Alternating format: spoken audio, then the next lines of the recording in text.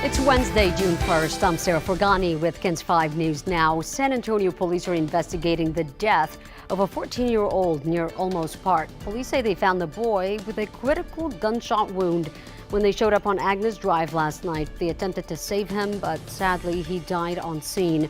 And police believe that this could be a possible home invasion. They think another kid may have been in the home when the boy was shot. No arrests have been made. And today, family and friends will say a final goodbye to one of the two teachers who died trying to protect students in Uvalde. Irma Garcia will be buried today, along with her husband, Joe. Irma was killed in the school shooting, and Joe died of a heart attack 2 days later after visiting her memorial.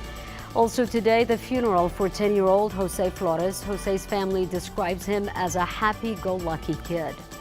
Meanwhile, Uvalde School District Police Chief Pete Redondo was sworn in last night as the newest city council member. Redondo is now facing questions about law enforcement's slow response during the school shooting. The Uvalde mayor said previously that he was free to be sworn in and nothing could prevent it. DPS also said yesterday Redondo was not cooperating in the investigation and had not responded to requests for interviews in 2 days.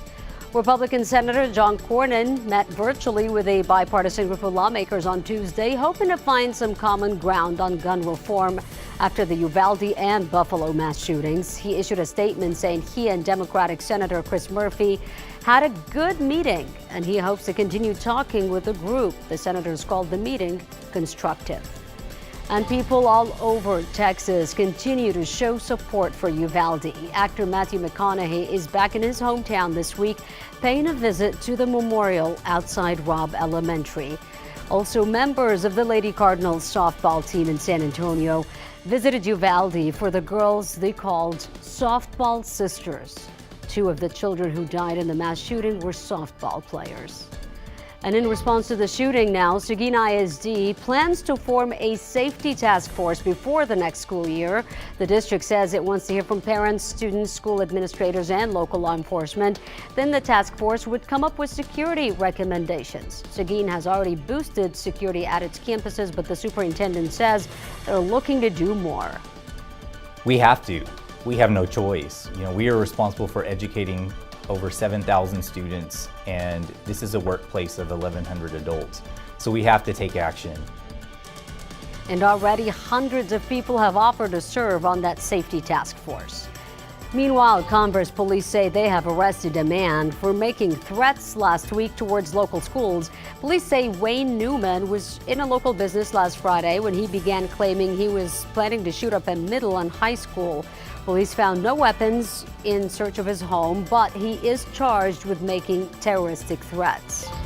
In other top stories, President Biden says addressing inflation is his top economic priority. In his meeting with Federal Reserve Chairman Jerome Powell, the president wants to overhaul the tax code, cut the nation's deficit, and make housing and prescription drugs more affordable.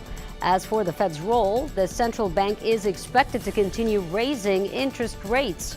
In a Wall Street Journal op-ed, the president said he will not look to influence the Federal Reserve. And a bit of good news for parents struggling to find that baby formula. A French food giant, Danone, says it is sending in the equivalent of 5 million bottles worth of formula for babies with allergies. We're told those shipments should land by the end of June.